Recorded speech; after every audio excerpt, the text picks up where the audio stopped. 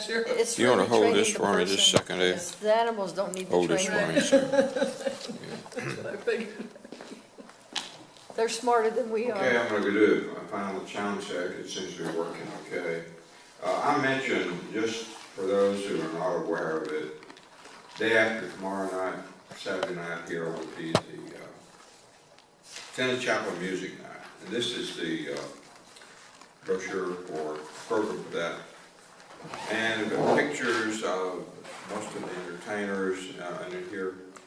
We have Doc Davis, his washed-up bass, Chris Martinson with guitar, Hugh Casey will be able to play a resonator guitar, Gordon Schultz of the harmonica wizard equipment, and Dodgen Brothers. This is Mike Dodgen from Lindale playing the D28 guitar, and his brother Bruce playing the 5-string banjo. Our closing headline group is Hannah and Haley, who are well known locally as a famous country duo. They recently, I think their full names are Haley, Christy, and Hannah Breck. And they, this is their picture here. They won a contest in Nashville recently. I don't remember the details. It was in the Winsboro paper. No, I remember seeing that. Anyway, they're going to be our closing act. They've been here before, a time or two, but this is the first time they've been here since they won that contest in Nashville. So it starts at 6:30. It's free, no charge, and it's over at 8 sharp. So it's 90 minutes of free family entertainment. Some of you know from email that Linda Fox had a heart attack, just not too long ago.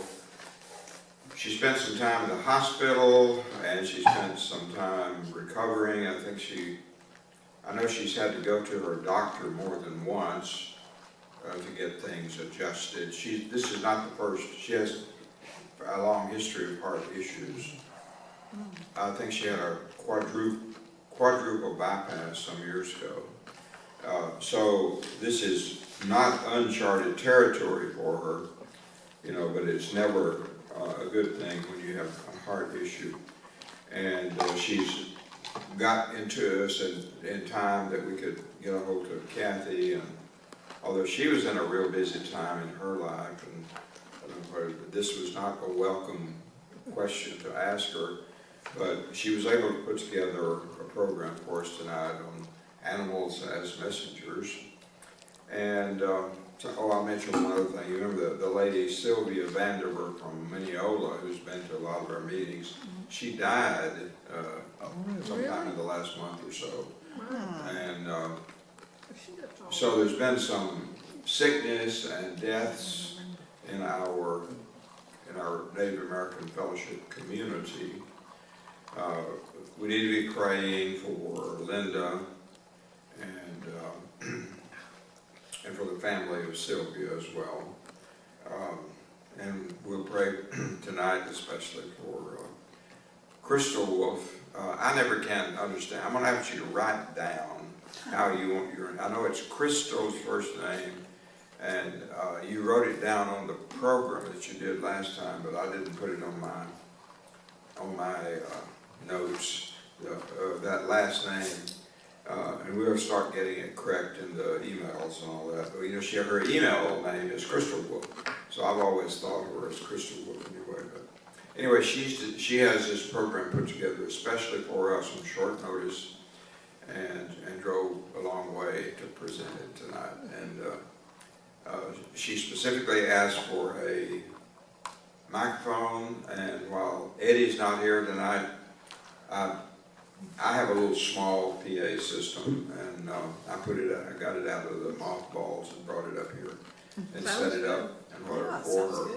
And if you can't hear her, say something and we'll turn it up louder, okay? That's But fine. It's good. It's good. without, I get real close. She doesn't get quite as close to the mic as I do. But we can turn it up louder if we need to. But our program tonight is about animals as messengers, and it's from one of our faithful contributors in the past. There's been a lot of a lot of presentations for her. We're really, really proud of her and glad and grateful to her. Chrystal tonight.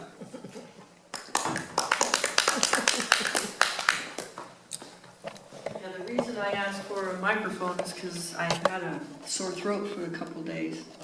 Oh, Nancy Whisper, she called just right when I was fixing to leave, and she was talking like that. And she said she couldn't be here tonight. Who was that? Nancy Whistler. Oh, and But- Efton emailed me and said he couldn't be here. Yeah, and she was hoping that, Corinne would be here with her notes from her last, because she said that's the only copy I have. So, So Corinne took her notes home?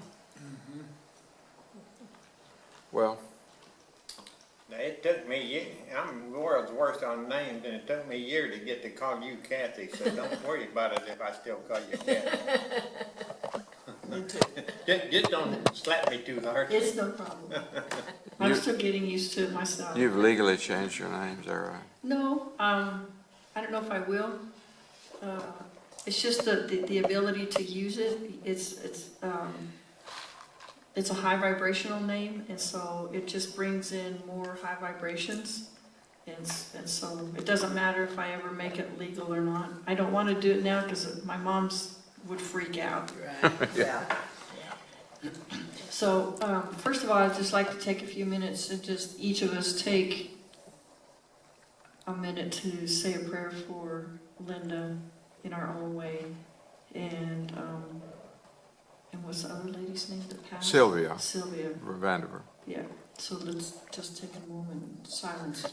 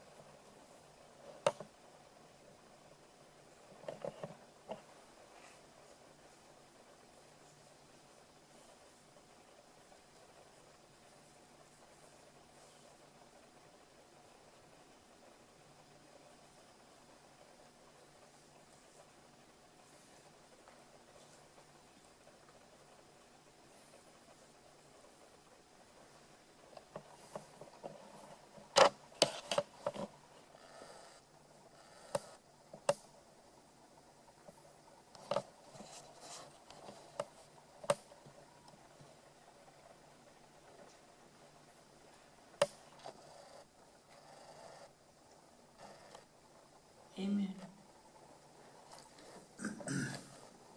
Sylvia's, she's a registered Choctaw. Is she the tall lady? She tall? You know, I can't even remember Sylvia, isn't that terrible? Yeah, you can. She was the one that was kind of a character, wasn't she? Lived in Mineola just on the left before you go into Mineola. Yeah.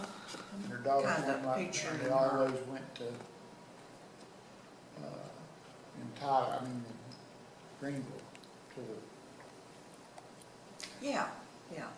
What we want to remember is that even though she's not here physically, energetically, she's still with her family, she's still with us.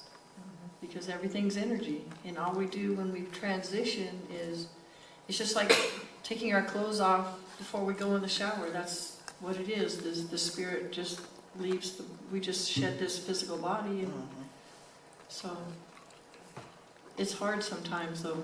So anyways,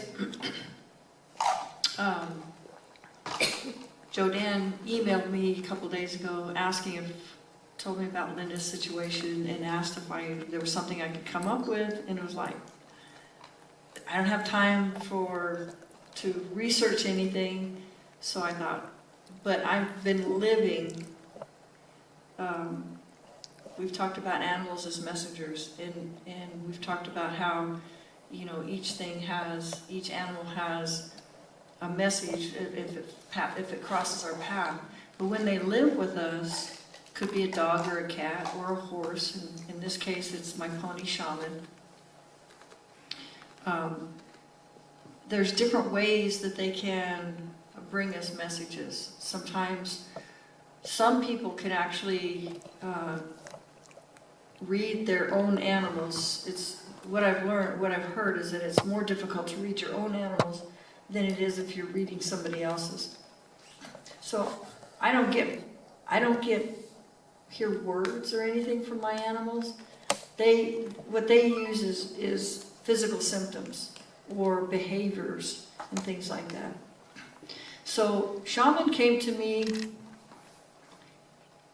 I got him from Ronnie, and he came into my life on November 7th of 2012. So he's been with me for 5 years. And he was, excuse me, he was very head shy, and I moved around him like a mouse because, for one thing, I hadn't been around horses that much, and he was just really spooky. But the issue that we're dealing with is a physical issue. And what he's been doing is they mirror to us what's going on in our inner landscape, or they create a behavior or a health issue to try and get us a message. And so with shaman, I got him in November. I can't remember if it's the first spring or the second spring, but I know that shortly after I got him, I think it was the next spring, he was just fat. He was super, he looked like he was pregnant. He was so fat. And he developed his feet, his legs got sore. That's what I thought. His legs were sore. And so I would put liniment on, and he'd get better.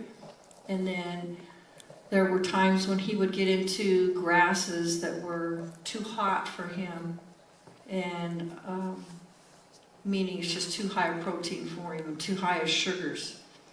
And especially the spring grasses are really, these ponies are not meant to live on these lush grasses that we have around here, because they're used to foraging, on really tough grasses in the mountains and things like that.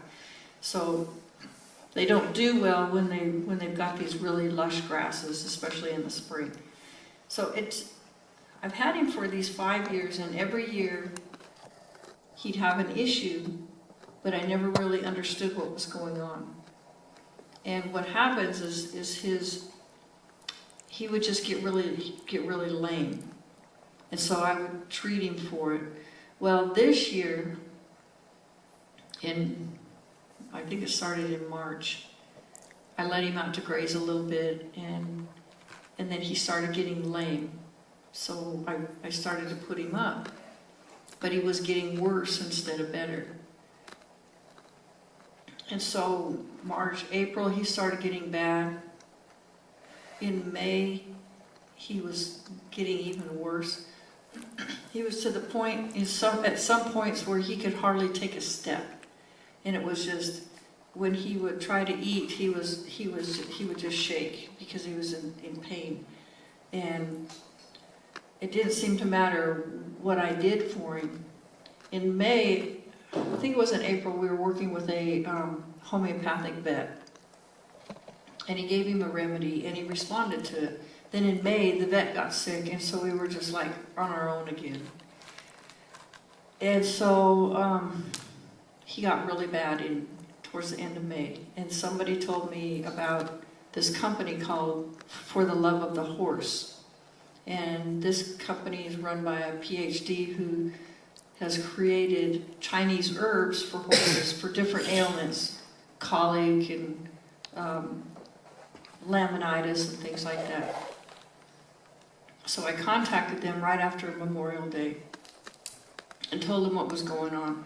And they sold me these products. Excuse me.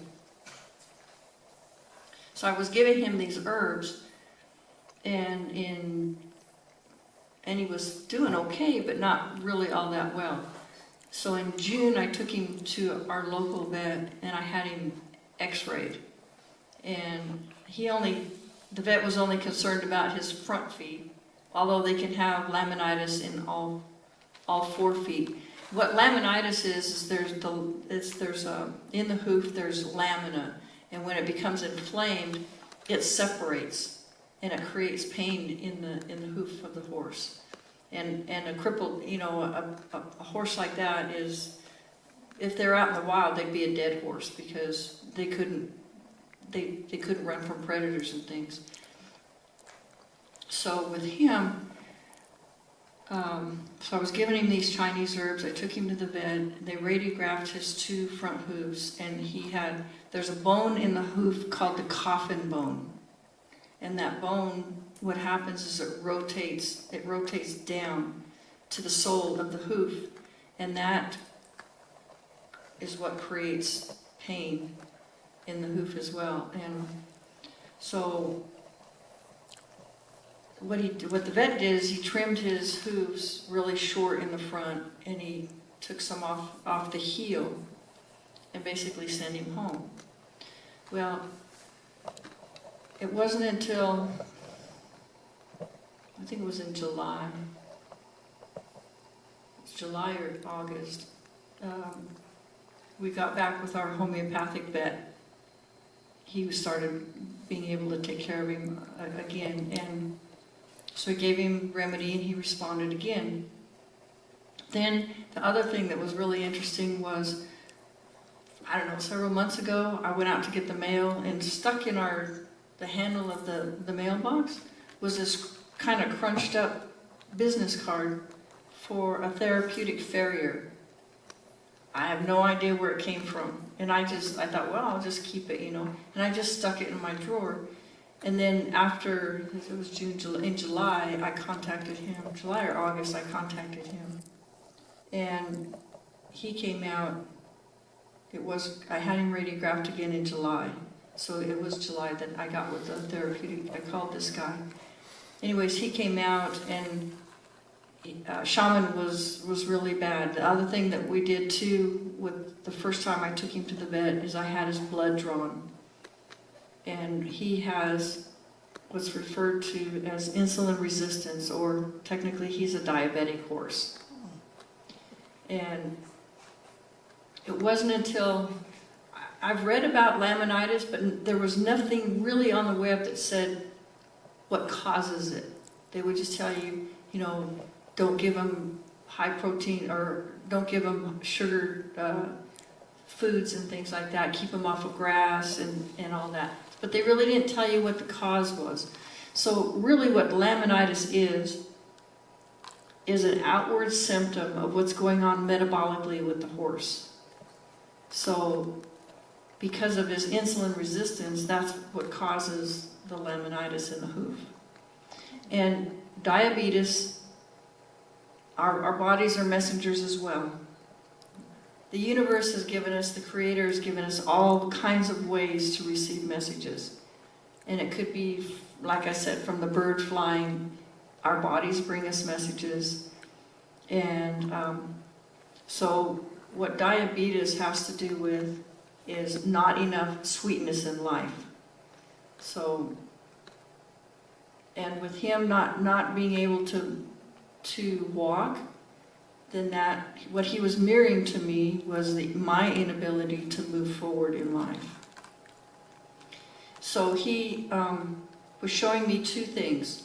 One, that I didn't have enough sweetness in my life, which was true. Basically, my life has just been going from one drama to the next. And there's never been really, you have some happiness, but you're never really happy. And you've never really experienced what life can really be.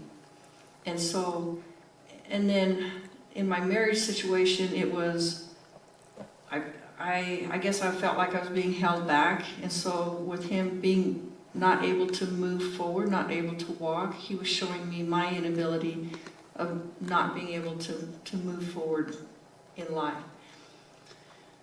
So, and I think it was in July, I said, took me almost 5 years, but I said, okay, I get it. I finally get it. You know, he's been, all of these years, he's been trying to show me. But, I don't know, sometimes it takes me a while. So, I got the, it was in July that I thought, I've been trying for a long time to keep my marriage together. And hasn't been working. And I've grown spiritually and emotionally, and some people grow and others don't. And that's what's happened in my situation. And so I decided that it was time for me to leave. And so I started looking online for homes, and each time I would go, I would tell Shaman, I'm going to go look at a house, you know, this is what it's going to look, this is what it is. And when I get back, I would tell him about the house. And so each time I would do that, and he started to get better. Then in September, he was doing really well. I mean, he was to the point where he could run. So that was beautiful for him to be able to do that, because he hasn't been able to do that for so long.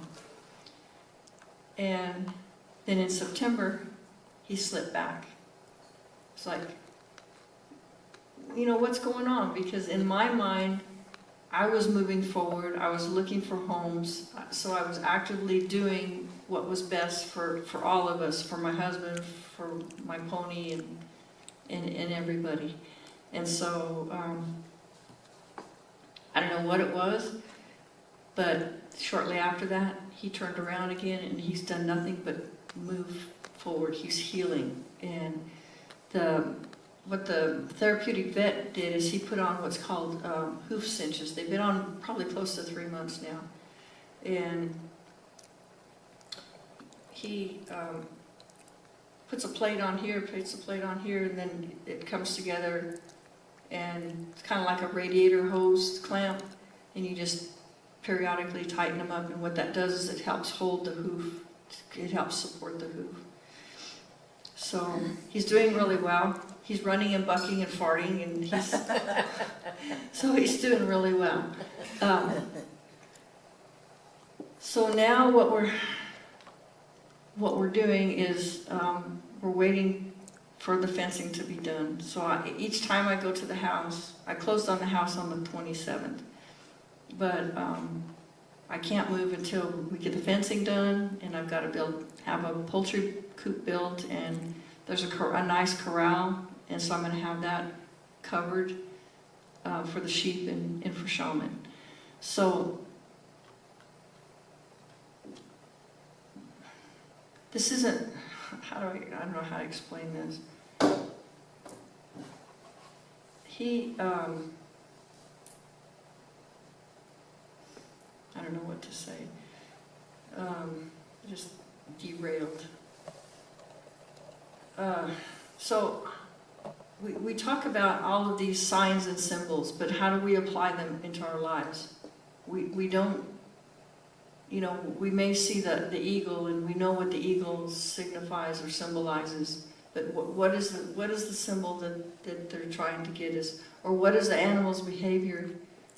The horse, you know, that comes up and nudges you, what is he trying to say? Is he trying to say hello, or, you know, what is he trying to say? I think he probably is, because that horse come up and looked at me, and he stomped his back foot, and he's looking at me stomping his back foot. I don't know what that means, but he didn't look happy with me, because he looked at me. So it's really been interesting to see the shift in his health since I got the message. It took me 5 years to get the message, but I finally got it. And sometimes it makes you feel really stupid, but that's part of our growth, because our growth in life is a journey. It's not something where you go from point A to point B. It's everything that you experience along the course of our life. And sometimes we may go off on a different path, and that's okay, because you know, it may not be exactly what our soul is wanting us to do, but it may be something that we need to experience. And so all of these years that I was trying to hold my marriage together, there was just something inside of me that just wouldn't let the marriage go. But once I decided now that it's time, it was liberating for me and definitely liberating for Shaman, because his health has turned completely around. And so it's going to be really interesting that once we get into our new home, you know, I have no idea what my life's going to look like. And what more messages are going to come from the animals. And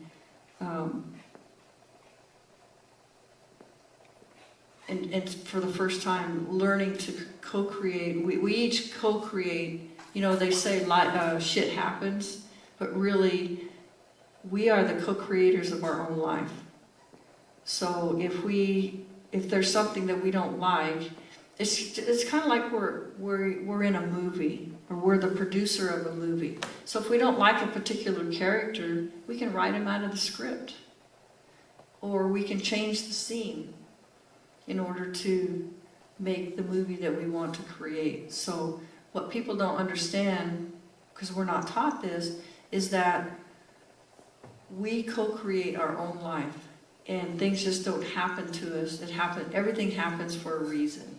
We may not understand it at the time, but when we look back, we can then see the little breadcrumbs that were given to us all along all these years, and then it's like, oh yeah, duh, you know. And that's how it was for me when I finally got his message. So what that does for me is become more aware of all of the animals that are around me, and because that's how spirit connects with me, because they know I'm very connected to the animals. So spirit uses animals to bring me messages, and it may be different for other people, especially if they don't like animals, but there's other ways, you know, because we get messages all the time. So I know If this they is... don't like animals, there's something wrong with them. So, What about maybe animals don't like you? well, that says something too. You know, if you have a dog that doesn't like a particular person when they come up, There's some reason. there's a reason for There's a that. reason, yeah. I was always taught, if you're gonna get a dog, don't pick the dog, let the dog pick you. Yeah, Or cat, or anything, I think. That's what- And you will have a companion for life if you let the dog pick you. yeah. That's how I picked my dog. But I remember Cesar Millan, the dog whisperer, when I read his book. I think it was either in his book or I've seen it on his show too, in the early days of his show, when he said, you know, the dog you need is the one that you will get.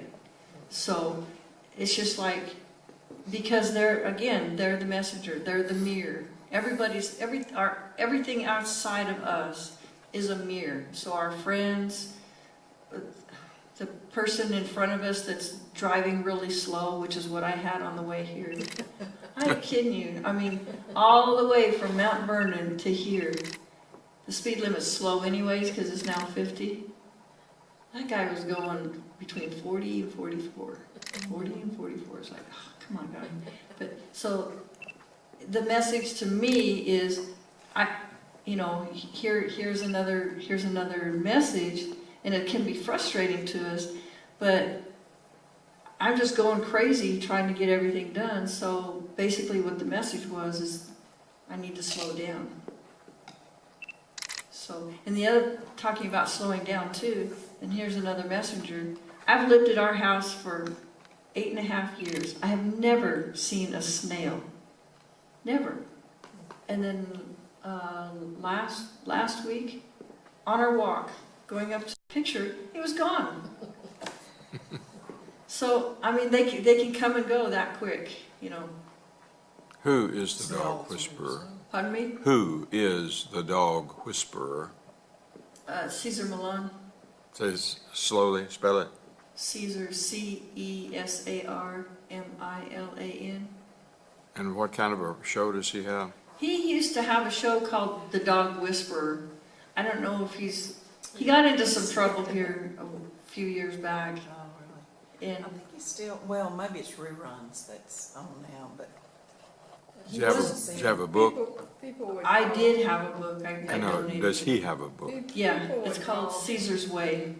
Yes, people would call him when they had a dog that didn't behave or they couldn't train him or something, and Yeah. he'd go out and kind of study and then tell him what the dog needed or what they needed to What do. they needed, more like it. Yeah. Right, Most times it's what the people needed.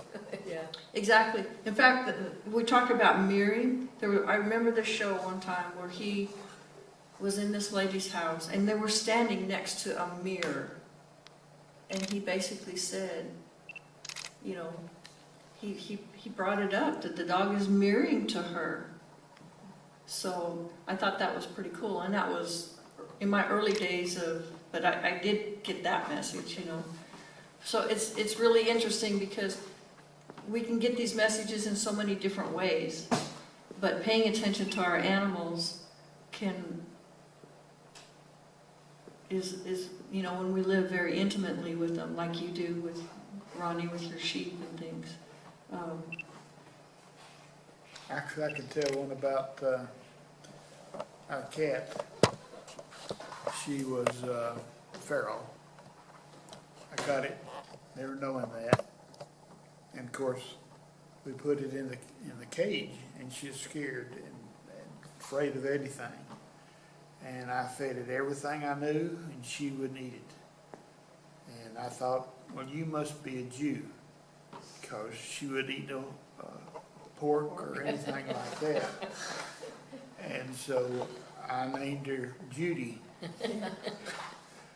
And so she gradually began to come around, because she was scared of everything. And then I had a stroke, and Linda began to go and get used to her.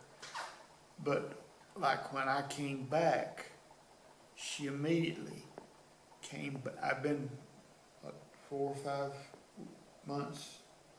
About 4 months. She came back, I mean, just as quick and new, and she knows everything. Whatever I do, she knows.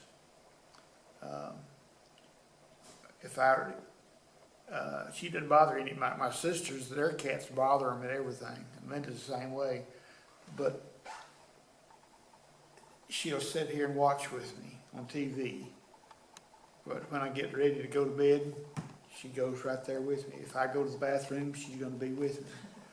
And it just, so strange. And so when I sleep now on a recliner, she curls right up beside me and sleeps all night. If I have to get up and go to the bathroom, she get up and she goes with me. She comes back, sits down, and just like something that is so, because then you're living by yourself, and then all of a sudden you've got somebody doing everything with you and knows what they're thinking, you know, like that. It's just really unusual or different from what you, because I've dealt with animals all my life, but then you have one like that just.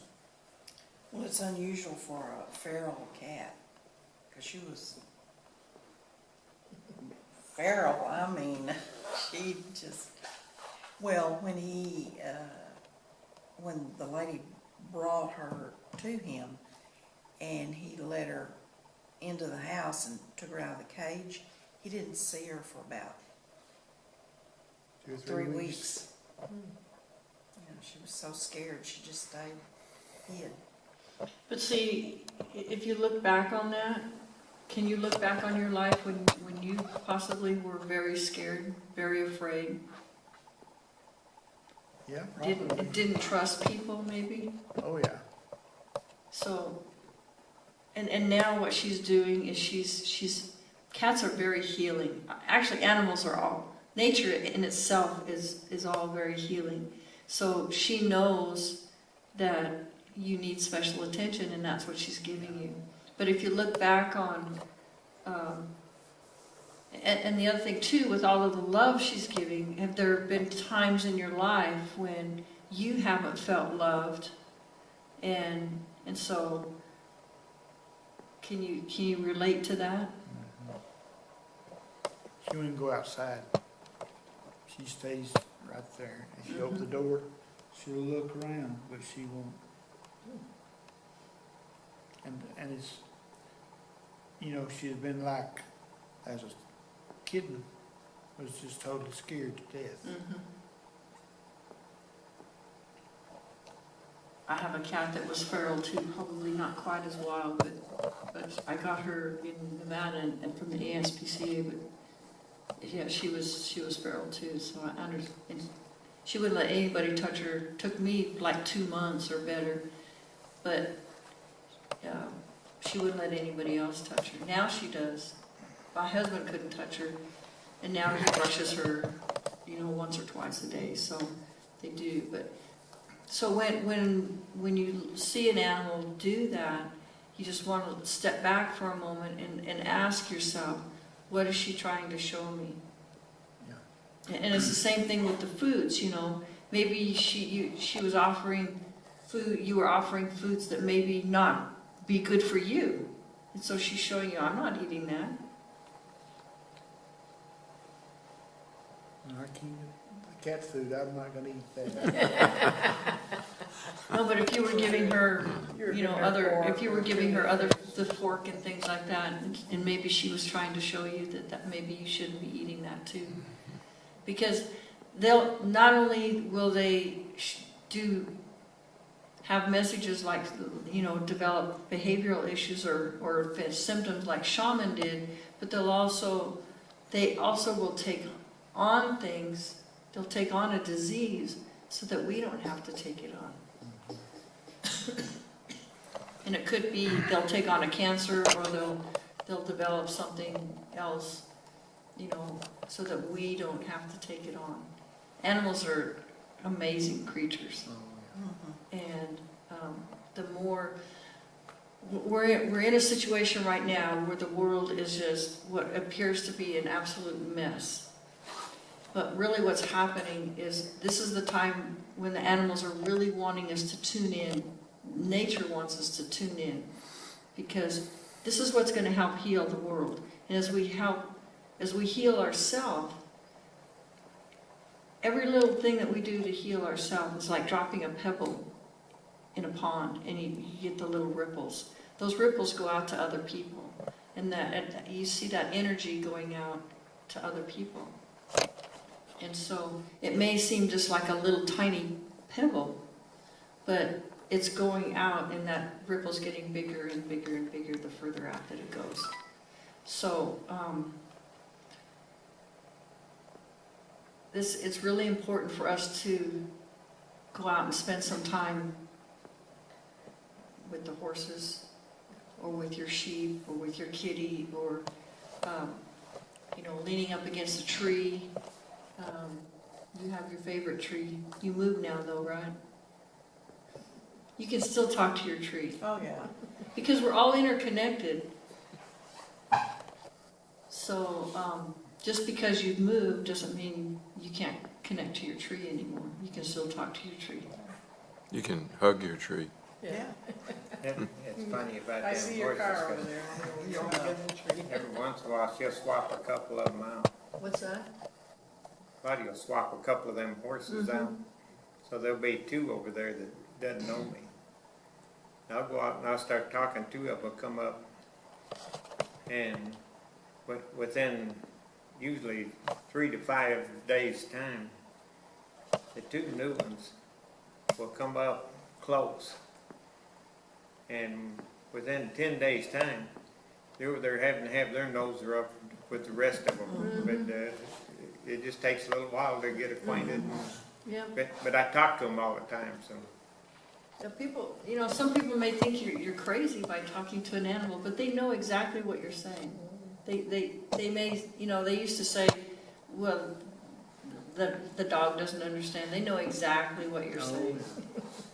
Yeah, I saw a story online just recently, within the past few days, of a study that pretty well proves dogs particularly know exactly what we're saying to them. Let me mention one thing that you reminded me of. My son, my oldest son, Colin, some of them in Tinney Chapel know him because he's come to a few times, and he's a singer-songwriter, and he's performed a few times at Tinney Chapel, but not very often. And he's, right now, he was born in 1963, so he's a little over 50 years old now. But ever since he was a little boy, he's been a cat person. He's always had cats. And one of them he reared to live 19 years, and the last 2 or 3 years of that that cat's life, it had terrible health issues, but he got him through that.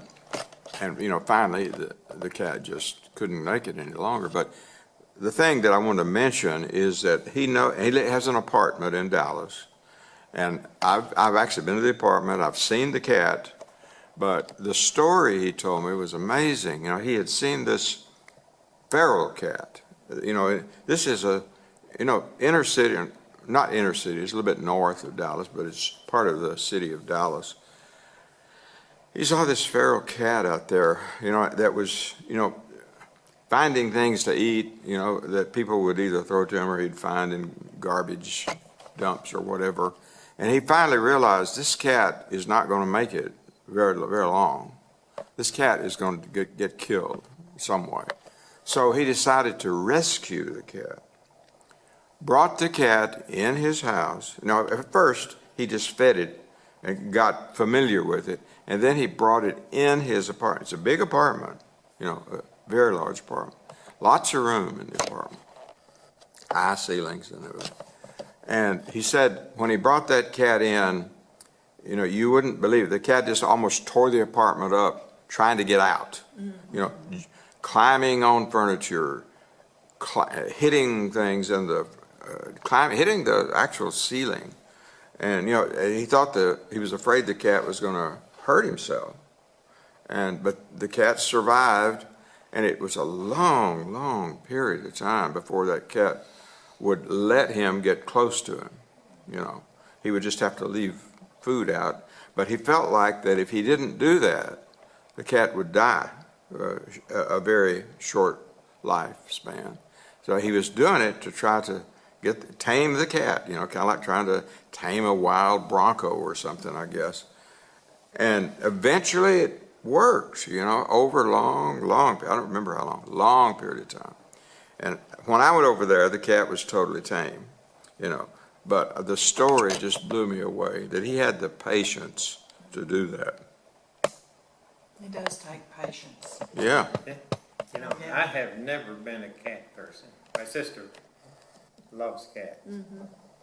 And I have dogs, there's very few dogs I can't get along with. But when we moved to Tennessee, we was out there in the boondocks, and she says, we need a cat. Well, I had my shop built, and the people that was building it, they had a little kitten that had a broken leg. And the kitten was about half grown, and it caught a mouse out there while they was building. She says, we got to get a cat. I wasn't a cat person either. That's I wasn't a cat person either. No, so anyway, we went up to the veterinary center and we adopted a cat. And that cat knew that I was not a cat person because I couldn't take a step without it being under my feet. That cat was with me all the time. And there's no way I would mistreat an animal. And even though I'm not crazy about cats, I don't want to see them mistreated. But one day, we was out in the shop working, and that cat stayed right between my feet. I couldn't hardly move, and I'd just take my foot and hook it underneath its stomach and scoot it across the floor, and they'd come right back. Finally, I did it, and I says, Tigger, get out of here and go catch a mole. And anyway, we was doing something. It wasn't 5 minutes later, that cat came, got between my feet and dropped a mole. And it was kidding. It was still alive. And I looked and I said, good Lord. And by that time that mole took off running, that cat played with that mole all afternoon. Yeah. You didn't I tell told her, I it. says, Alive remind or me dead. never to tell that cat to go get something when I'm in the shop. I have never heard anything so crazy. Yeah, it was funny. I swear that cat knew everything I said. Yeah, Oh, they knew. they know. And the kids, I got a video of him.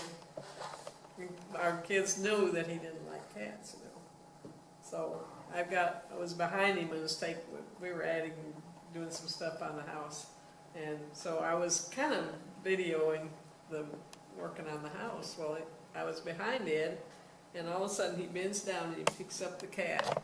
And he's got him up here on his shoulder. Caught on camera. And the kids just laugh every time they see that. And then he notices that I'm videotaping, so he pushes the cat away. There's a lot of people that don't like cats because they don't understand them. Right. You know, cats have a reputation. Nobody understands a cat. Now, a dog has a master, a cat has staff. Yeah. Actually, the dog has staff too. If you think about it, you cater to the dogs. You know, Yeah, they'll obey you. Most times. most times. Yeah. But a lot of people don't understand, don't like cats, but because they act like they don't have a personality, but they do, and they're very smart, and they're just misunderstood, basically. People don't take the time to understand them. But he definitely understood you. That's Yeah, amazing. that's funny. I have 3 kitty cats at the house, my old house, and they're still there, and I'm afraid they're gonna think I've abandoned them. I go over every day and feed them and clean the litter box and talk to them and everything, but anyway, You're gonna keep that house? I'm gonna try to sell it. You're gonna try to sell it? So are you just gonna move your kitties over to the new house? Mm-hmm. So just let them know that this is temporary for them, and that when you get settled, then you'll bring them over to the new house. The 2 of the cats are old. They were born in 2005 or 2006. And then the other cat is younger than they are. Yeah. But if you just let them know that it's temporary. My cat's coming, my oldest cat's coming, we have 3. Misty is 14. She was born in 2002. But she's never been a house cat. So I keep telling her, isn't that fun? You're going to be, you know, for the first time in your life, you're going to be a house cat. Because she's been living in the shed. And she doesn't like, talk about personality, she does not like anybody in her shed. Another cat walks in there, or the dogs go in there, she lets everybody know that she doesn't like it. Mm-hmm. That's So, her shed. That's her shed. Well, Linda's got one that weighs about 40 pounds. And I started over there, moving there for about 3 months, weeks. And right off, he jumped up there and sat on my stomach. Well, I like the cats, but they weigh so much, it hurts. They're big cats. And so I pitched one off. The next morning, it comes again. And I did it again, and I pitched real hard. And that cat looked at me, and she never got on there again. He says, well, I guess he doesn't like me up there. Cats especially will get on a certain part of our body, like crawl up on our chest or your belly or whatever, because they sense something's wrong, and so they lay on that area to heal it. The purring that cats do is very healing. Soothing. But My cat, our cat that we had, we've never had but the one cat, but it would get on my shoulder, and if I was wearing a cap, he'd knock it off. He didn't knock the guy's cats off, but he just didn't think I needed to wear a hat. You must have thought you didn't need that. so I know this was kind of a different topic, and That's interesting. Yeah. That's very interesting. And thank you so much for spur of the moment. Yeah. that's the only thing I could think of, because, like Anna Maria, who I've been studying with her for the last 5 years, she basically says that we live in a living laboratory. So, if we become observant of what's around us, then it is like a laboratory, because you use our intuition and our curiosity to learn about what's going on. What is the animal trying to show us?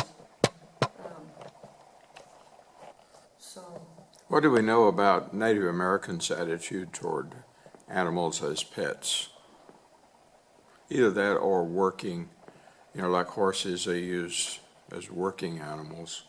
But what do we know about do we know anything about whether they had pets or other animals that they worked in their daily life? I know that according to the movies, they had dogs in their camps, and sometimes the dogs would pull the travois too, like the horses, the smaller travois, and the horses pulled the bigger ones. But we've also heard that they also ate their dogs. Well, they may have needed to eat their dogs if they couldn't get any other, if there was no other food, if they were having a rough winter. But the Lakotas are known as the horse people, and so they have a very strong connection to the horse. But that would be a good topic to see if there's something to research, to see if they did have, how could they not have pets, How could you be around a dog? Or, of course, maybe I don't see how they could not. I mean, they had a very strong connection to their horses, because they carried them for hunting trips and on warrior paths and things like that. So the warriors had the connection to the horses. But I know Comanches, they ride on the side of it and everything. They just become a part of the horse. they did that so they could shoot their arrows and not be on top of the horse, if I remember correctly. Yeah. But that's probably something to think about. A future topic, maybe. Yeah.